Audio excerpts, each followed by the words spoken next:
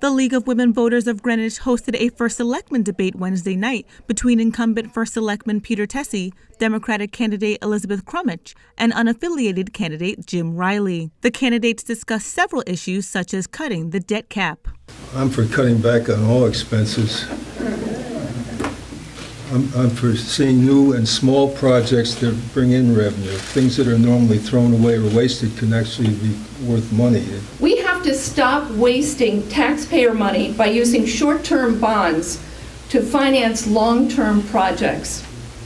We're inflating the debt service payments by paying off principal too early. I think it's important to maintain a limit and not delve into the mysterious financing mechanisms of Hartford and Washington. It's what's made this town strong, and it's what attracts people to it, and that's one of the salient qualities that I look to maintain.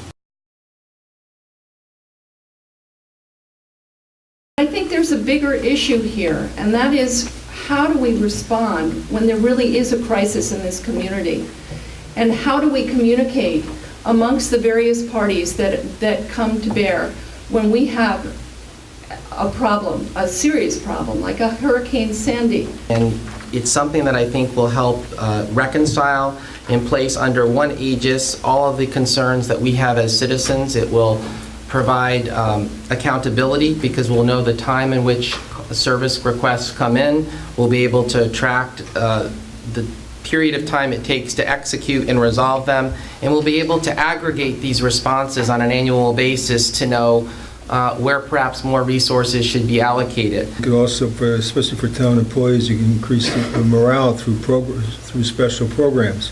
When it comes to that one lone person in a house somewhere where the power's off, if the network, when the network is up, there can be a way of logging in all the individuals and where they are in their situation, so that if something happens, the authorities would know to go and seek out this site to find out if the person living at this property is okay or not.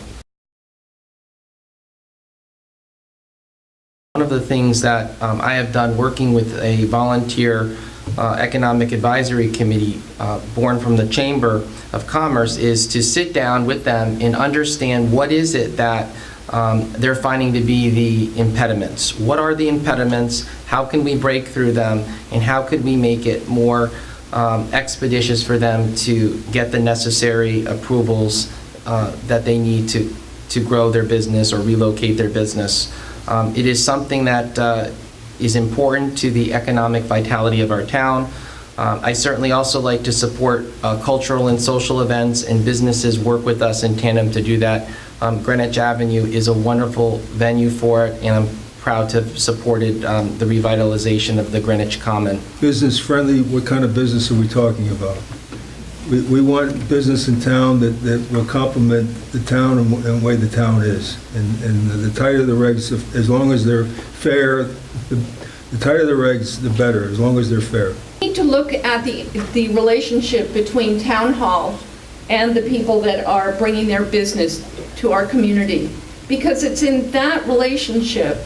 How do we work with those people? How do we encourage them to bring their business to our community? And how do we streamline the work that needs to be done, the approvals that they need to obtain in order to have a viable business in this community? Election Day is November 5th.